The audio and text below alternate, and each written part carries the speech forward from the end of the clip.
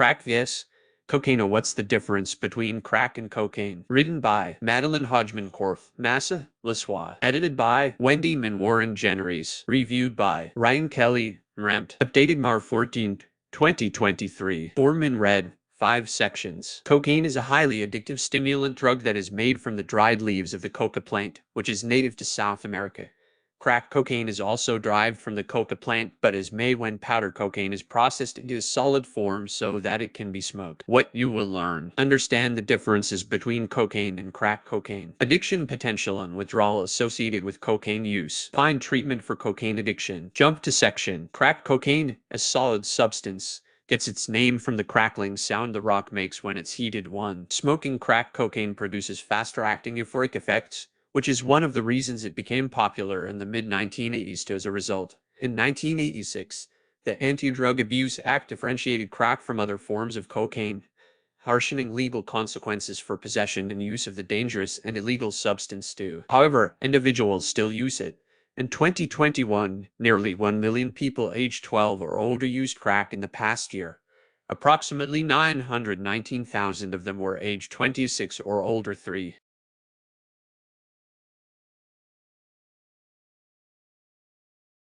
What is crack cocaine? Crack is the street name given to a solid form of cocaine that's made by processing the drug into small white or off-white rock crystals that are then smoked. When it is also referred to as freebase and is a more pure form of cocaine than powder cocaine. Individuals use crack by heating the rock and inhaling the vapor. When smoking crack results in a more rapid absorption into the bloodstream compared to snorting the powder, causing an instant euphoric effect. This effect, however, is short-lived and wears off almost as quickly as it came on, which can lead individuals into a dangerous cycle of binge use to maintain the high. 14. The differences between crack and cocaine. There are some key differences between the two substances, particularly in the ways in which each is used and the adverse health effects each creates. Chemical makeup. Pharmacologically, cocaine and crack are the same substance. Cocaine comes in two forms: cocaine hydrochloride, the white powder, and crack, made by the mixture of hydrochloride and ammonia or baking soda with water, which is then heated to remove the hydrochloride, freeing the base, resulting in a solid, rock-like substance. Form. 5. Method of use. Powder cocaine is typically snorted, though it is also dissolved in water and injected for a more intense high with a more rapid onset of effects and shorter duration of the high than an individual gets from snorting cocaine. The powder can also be absorbed by rubbing it on the gums. 1. Crack cocaine is typically smoked, also referred to as freebasing, when inhalation of the crack vapors produces an intense euphoric rush within seconds, which ends just a few minutes later. Smoking crack and injecting powder cocaine after dissolving it in water delivers a similarly intense high that comes on quickly and doesn't last very long. By comparison, it takes longer for the effects to be felt when powder cocaine is snorted or rubbed on the gums, since the drug is absorbed into the bloodstream through the nasal tissues or gums. 46. Similarly, the method of administration of cocaine determines the duration of its effects. Smoking and injecting cocaine, which bring about the most intense effects, last for the shortest amount of time of somewhere between 10 and 20 minutes. 7. This, in turn, causes some individuals to repeat doses to sustain the high.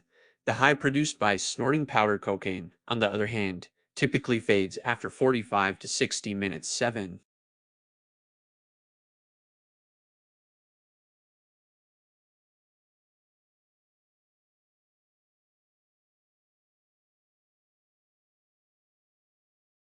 Adverse health effects. In the short term, even small amounts of cocaine in either form can produce euphoria, pleasure, and alertness. 5. Larger doses may intensify these effects and also lead some to experience bizarre, erratic, even violent behavior. 5. Other short-term effects of use may include 5. Constricted blood vessels, dilated pupils, nausea, elevated body temperature, heightened blood pressure, quickened or irregular heartbeat, tremors or muscle twitches, restlessness. Prolonged cocaine use in any form can adversely affect the neurological and cardiovascular systems and damage the liver, kidneys, and other organs. 58. Specific longer-term effects may vary by person and their method of use. Smoking crack cocaine can cause lung damage and worsen asthma over time. Repeatedly snorting cocaine damages the nasal cavity, causing nosebleed, chronic runny nose, and a loss of the sense of smell, and injecting a solution of dissolved powder cocaine in water can increase an individual's risk of contracting infectious diseases like HIV and hepatitis C9. Using cocaine regularly in any form can result in an individual developing a tolerance to it, meaning they need larger or more frequent doses to achieve the desired outcome.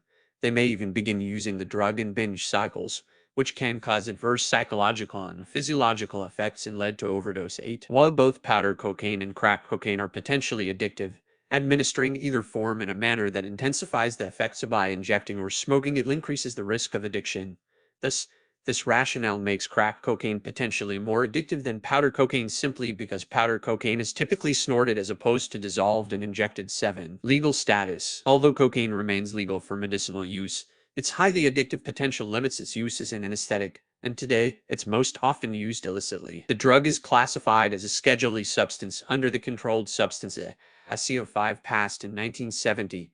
The CA enacted a system of federal laws that regulate the possession, manufacturing, distribution, and use of certain drugs, and the lower schedule number indicates more strict regulations. 10. Cocaine is a highly restricted drug under the CA, meaning it is not legal to manufacture, distribute, dispense, or possess cocaine under penalty of criminal law. 9. Originally, the CA made no distinction between cocaine and crack cocaine. 10. However, in 1986, the CA imposed harsher, mandatory minimum sentences for offenses involving crack in response to a nationwide crack epidemic.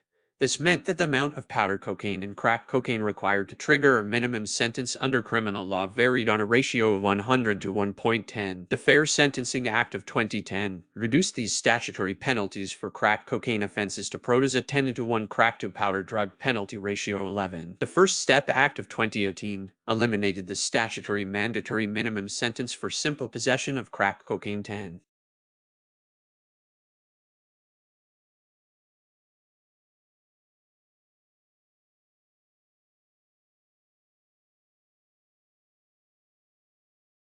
Cocaine addiction. Addiction to cocaine is classified as a stimulant use disorder in the Diagnostic and Statistical Manual of Mental Disorders, 5th edition at EMS 5 at 12. While only a licensed healthcare professional can diagnose a stimulant use disorder, the criteria they use, which may indicate you or someone you love has a cocaine addiction, includes a using cocaine in larger amounts or for a longer period than originally intended, persistently trying and failing to cut down or stop using cocaine, spending a lot of time trying to get cocaine, use it, or recover from its effects, experiencing cravings or urges to use cocaine, failing to meet role responsibilities at work, school, or home due to cocaine use, continuing to use cocaine despite having persistent interpersonal or social problems due to use, giving up important social, occupational, or recreational activities because of your cocaine use, continuing to use cocaine in situations that are physically dangerous, using cocaine despite knowing that it caused or worsened a physical or mental health problem, developing a tolerance for cocaine, meaning that more is needed to produce the same effect,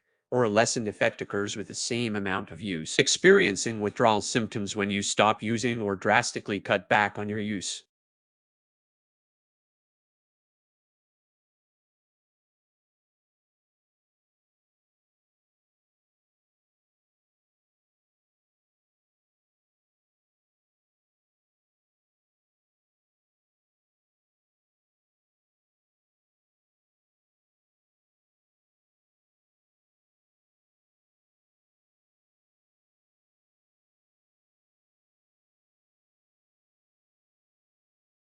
What is heroin? Heroin is an opioid drug made from morphine, a natural substance taken from the seed pod of the various opium poppy plants grown in Southeast and Southwest Asia, Mexico, and Colombia. Heroin can be a white or brown powder, or black sticky substance known as black tar heroin. Image. Field of poppies. How do people use heroin? People inject, sniff, snort, or smoke heroin. Some people mix heroin with crack cocaine, a practice called speedballing. What are the effects of heroin? Heroin enters the brain rapidly and binds to opioid receptors on cells located in many areas, especially those involved in feelings of pain and pleasure and in controlling heart rate, sleeping, and breathing. Prescription opioids and heroin. Prescription opioid pain medicines such as oxycontin and Vicodin have effects similar to heroin. This suggests that prescription opioid misuse is just one factor leading to heroin use.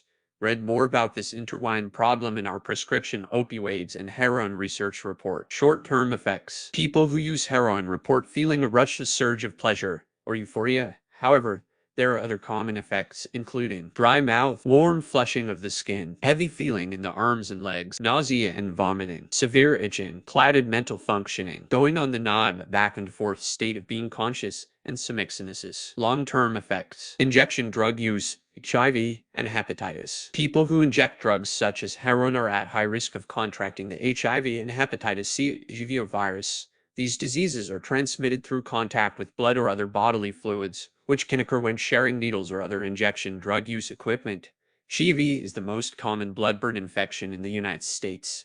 HIV and less often HIV can also be contracted during unprotected sex, which drug use makes more likely. Read more about the connection between heroin and these diseases in our heroin research report. People who use heroin over the long term may develop insomnia, collapsed veins for people who inject the drug, damaged tissue inside the nose for people who sniff or snort it, infection of the heart lining and valves, abscesses, a swollen tissue filled with pus, constipation and stomach cramping, liver and kidney disease, lung complications, including pneumonia, mental disorders such as depression and antisocial personality disorder, sexual dysfunction for men, irregular menstrual cycles for women.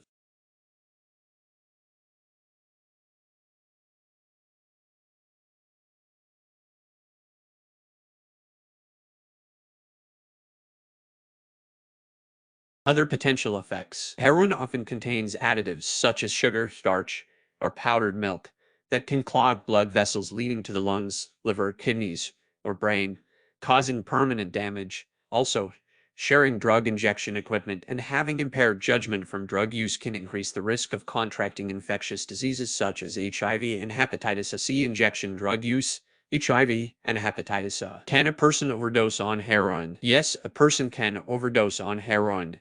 A heroin overdose occurs when a person uses enough of the drug to produce a life-threatening reaction or death. Heroin overdoses have increased in recent years. 5. When people overdose on heroin, their breathing often slows or stops. This can decrease the amount of oxygen that reaches the brain, a condition called hypoxia. Hypoxia can have short and long-term mental effects and effects on the nervous system, including coma and permanent brain damage. How can a heroin overdose be treated? Naloxone is a medicine that can treat an opioid overdose when given right away. It works by rapidly binding to opioid receptors and blocking the effects of heroin and other opioid drugs. Sometimes more than one dose may be needed to help a person start breathing again, which is why it's important to get the person to an emergency department or a doctor to receive additional support if needed. Read more in the Substance Abuse and Mental Health Services Administration's Opioid Overdose Prevention Toolkit. Naloxone is available as an injectable needle solution and nasal sprays. Arcanar nasal spray and Cloxodoara. Friends, family, and others in the community can use the nasal spray versions of naloxone to save someone who is overdosing. The rising number of opioid overdose deaths has led to an increase in public health efforts to make naloxone available to at-risk persons and their families, as well as first responders and others in the community.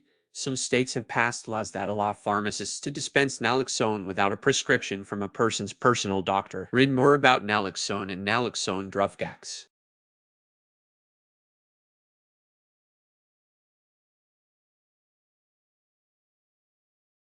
Is heroin addictive? Heroin is highly addictive. People who regularly use heroin often develop a tolerance, which means that they need higher and or more frequent doses of the drug to get the desired effects. A substance use disorder, a SUDA, is when continued use of the drug causes issues, such as health problems and failure to meet responsibilities at work, school, or home, and SUD can range from mild to severe, the most severe form being addiction. Those who are addicted to heroin and stop using the drug abruptly may have severe withdrawal symptoms of which can begin as early as a few hours after the drug was last taken include restlessness, severe muscle and bone pain, sleep problems, diarrhea and vomiting, cold flashes with goosebumps, a cold turkey, uncontrollable leg movements, a kicking the habit, severe heroin cravings. Researchers are studying the long-term effects of opioid addiction on the brain.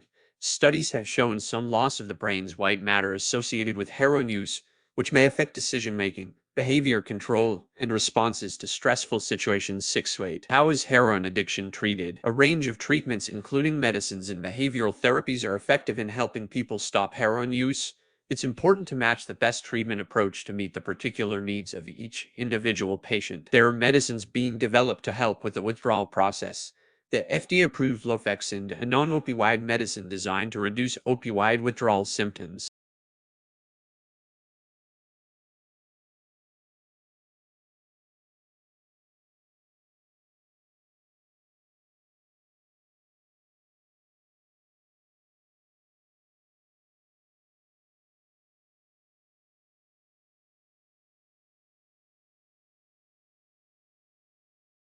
Medications for opioid use disorders, including heroin use disorder, are safe, effective, and save lives. These medicines interact with the same opioid receptors in the brain on which heroin acts, but they do not produce the same effects. Methadone, an opioid receptor full agonist, attaches to and activates opioid receptors to ease withdrawal symptoms and cravings. Buprenorphine, an opioid receptor partial agonist, attaches to and partially activates opioid receptors to ease withdrawal symptoms and cravings. Naltrexone, an opioid receptor antagonist, prevents heroin from attaching to opioid receptors, thus blocking its effects. Learn more about medications for opioid overdose, withdrawal, and addiction. Behavioral therapies for heroin addiction include methods called cognitive behavioral therapy and contingency management. Cognitive behavioral therapy helps modify the patient's drug use expectations and behaviors, and helps effectively manage triggers and stress. Contingency management provides motivational incentives such as vouchers or small cash rewards for positive behaviors such as staying drug-free. These behavioral treatment approaches are especially effective when used along with medicines. Read more about drug addiction treatment on the treatment page. Points to remember. Heroin is an opioid drug made from morphine, a natural substance taken from the seed pod of various opium poppy plants. Heroin can be a white or brown powder, or a black sticky substance known as black tar heroin. People inject, sniff, snort, or smoke heroin.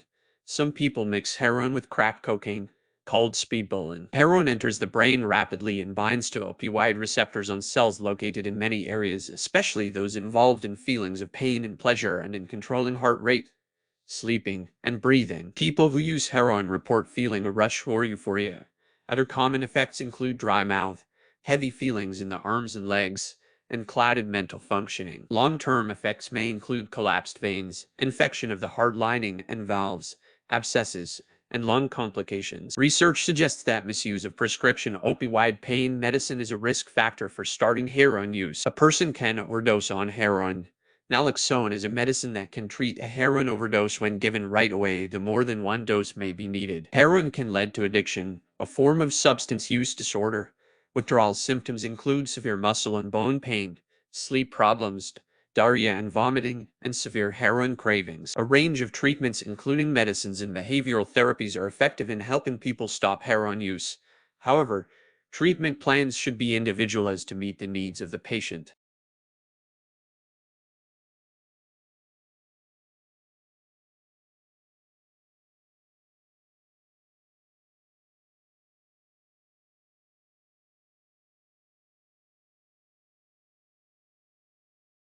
Heroin use increases the risk of being exposed to HIV, viral hepatitis, and other infectious agents through contact with infected blood or body fluids, e.g., semen, saliva that results from the sharing of syringes and injection paraphernalia that have been used by infected individuals, or through unprotected sexual contact with an infected person.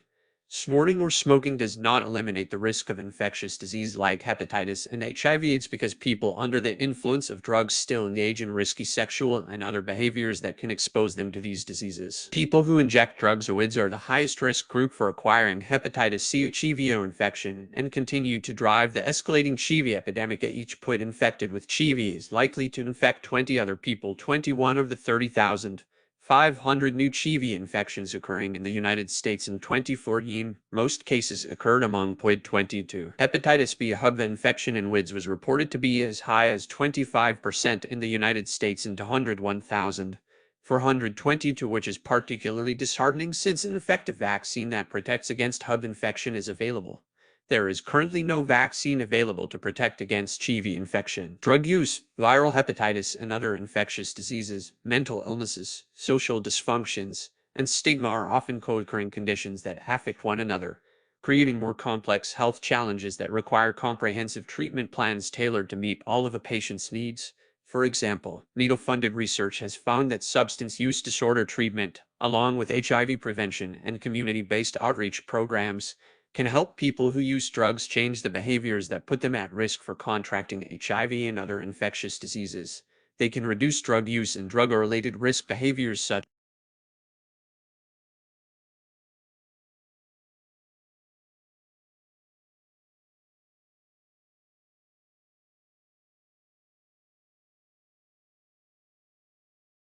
How does heroin use affect pregnant women? Image. Photo of pregnant woman holding her stomach and looking out the window. Photo by more the life calm. Heroin use during pregnancy can result in neonatal abstinence syndrome and nausea. Nausea occurs when heroin passes through the placenta to the fetus during pregnancy, causing the baby to become dependent, along with the mother.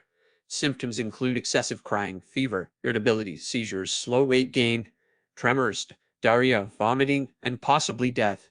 Nose requires hospitalization and treatment with medication, often morphine, to relieve symptoms of the medication is gradually tapered off until the baby adjusts to being opioid-free. Methadone maintenance combined with prenatal care and a comprehensive drug treatment program. A needle-supported clinical trial demonstrated that buprenorphine treatment of opioid-dependent mothers is safe for both the unborn child and the mother. Once born, these infants require less morphine and shorter hospital stays compared to infants born of mothers on methadone maintenance treatment. 23 Research also indicates that buprenorphine combined with naloxone compared to morphine taper is equally safe for treating babies born with NOS, further reducing side effects experienced by infants born to opioid-dependent mothers. 20 for 25 A needle-funded study found that treating NOS babies with sublingual buprenorphine resulted in mothers of buprenorphine treatment during pregnancy benefits infants. Image. Mothers buprenorphine treatment during pregnancy benefits infants. A needle-funded clinical trial of 24 found buprenorphine to be a safe and effective alternative to methadone for treating opioid dependence during pregnancy. Buprenorphine was also found to be effective in reducing neonatal abstinence syndrome in newborns born to opioid-dependent mothers.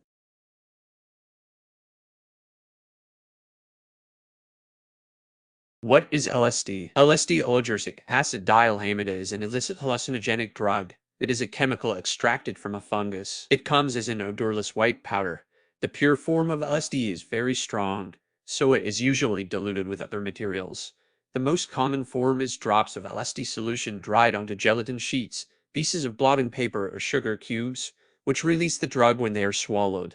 LSD is also sometimes sold as a liquid, in a tablet or in capsules. LSD is usually swallowed or dissolved under the tongue, but it can be sniffed, injected, smoked, or applied to the skin. It is also known as acid tabs, microdots, dots, or Lucy. What are the effects of taking LSD? When people take LSD, it can powerfully distort their senses, or they may see changing shapes or colors, or have hallucinations. It can also intensify mood and alter thought processes. People who use LSD have ripso, which can be enjoyable or can be very frightening. The short-term effects of LSD may include seeing, smelling, hearing, or touching things that aren't real, more intense senses, a distorted sense of time and space, strange feelings in the body, like floating, rapidly changing or intense emotions, altered state of thinking, dilated pupils, confusion, headaches, muscles twitching, increased body temperature, heart rate and blood pressure, insomnia, dizziness, nausea and vomiting, being flushed, sweating, or chills. The effects of LSD usually begin in 30 to 45 minutes and can last for 4 to 12 hours. The effects can last longer, depending on the dose taken. In the days after using LSD, people may experience insomnia, fatigue, body and muscle aches, or depression. LSD can affect people differently based on how much they take, their height and weight, their general health, their mood, their past experience with hallucinogens, whether they use LSD on its own or with other drugs, whether they use alone or with others, at home or at a party. Find out more about how drugs and alcohol can impact your health, including where to find help and support. What can go wrong with LSD? If you have mostly negative effects from taking LSD, it is called a bad trip and is common when using LSD for the first time. If you have a bad trip, you might experience extreme anxiety or fear, frightening hallucinations, e.g., spiders crawling on the skin, panic, making you take risks like running into the traffic or jumping off a balcony, feeling you are losing control or going mad, paranoia, feeling that other people want to harm you. Very rarely, someone experiencing a bad trip may attempt suicide or become violent. If someone you know is having a bad trip, they need to be reassured and comforted until the effects of the drug wear off. This can take many hours.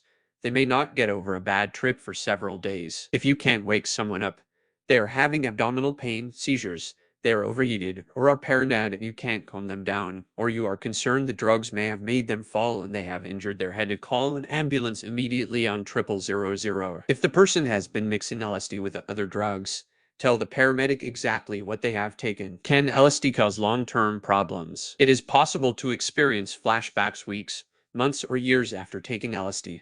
Flashbacks are when you feel the effects of the drug again, like having hallucinations, for a minute or two. They are more common in people who use LSD regularly. Using LSD can damage the memory and concentration.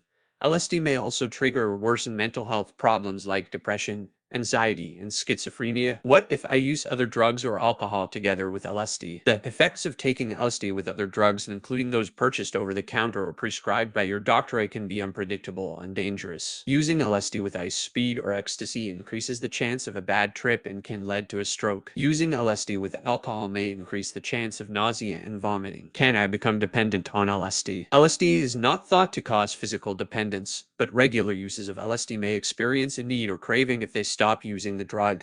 However, this is not common. Tolerance means that you must take more of the drug to feel the same effects you used to have with smaller amounts. Anyone can develop tolerance to LSD. Taking LSD for 3 or 4 consecutive days may lead to tolerance, where no amount of the drug can produce the desired effects. After a short period of abstinence of 3 to 4 days, a normal tolerance returns.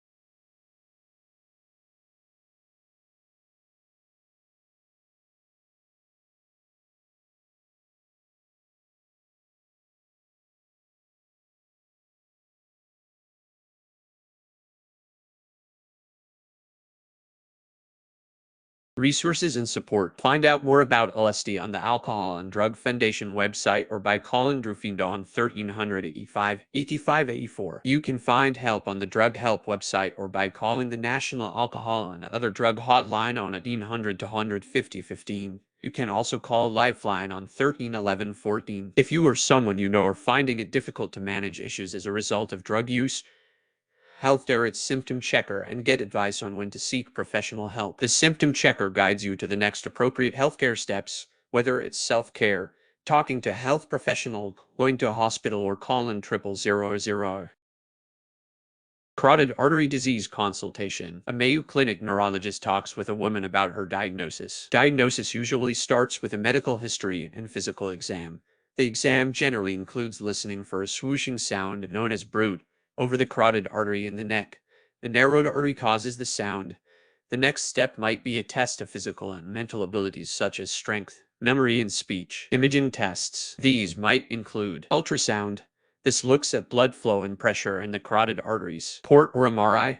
These can show if there's been a stroke or other issues. Port angiometry or Mr. angiometry. These give more information about blood flow in the carotid arteries. These scans make images of the neck and brain after a contrast dye is put into a blood vessel. The dye makes areas of the images stand out. Treatment. Steps of carotid endarterectomy. Carotid endarterectomy, hemogocodectomy, angioplasty. Carotid angiopulsed hemogocodectomy stenting. Carotid stention large image. The goal in treating carotid artery disease is to prevent stroke. Depends on how blocked the carotid arteries are, whether the blockage is causing symptoms, and the age and other illnesses of the person who has the blockage. Treatment for mild to moderate blockage might involve lifestyle changes to slow the buildup of fatty deposits. These might include quitting smoking, losing weight, eating healthy foods, reducing salt, and exercising regularly. Medicines to control blood pressure or lower cholesterol. This might include taking a daily aspirin or other blood-thinning medicine to prevent blood clots. For severe blockage or for people who've had a TO or stroke, treatment might involve removing the blockage. The options include carotid endarterectomy. This is the most common treatment for severe carotid artery disease. After cutting along the front of the neck, a surgeon opens the blocked carotid artery and removes the plaques. The surgeon uses stitches or a graft to repair the artery. Carotid angioplasty and stenting. This treatment is for blockages too hard to reach with carotid endarterectomy or for people who have other health conditions that make surgery too risky. This involves a local numbing medicine known as anesthesia. A surgeon uses a tube, known as a catheter, to send a tiny balloon to the area of the clog. The surgeon inflates the balloon to widen the artery. Then the surgeon puts in a small wire mesh coil known as a stent to keep the artery from narrowing again. Medications that may be used to treat carotid artery disease include antiplatelet medications and medications used to decrease the ability of platelets in the blood to stick together and cause clots. Aspirin, clopidogrel, ticlopodin, and dipydramlin are examples of antiplatelet medications.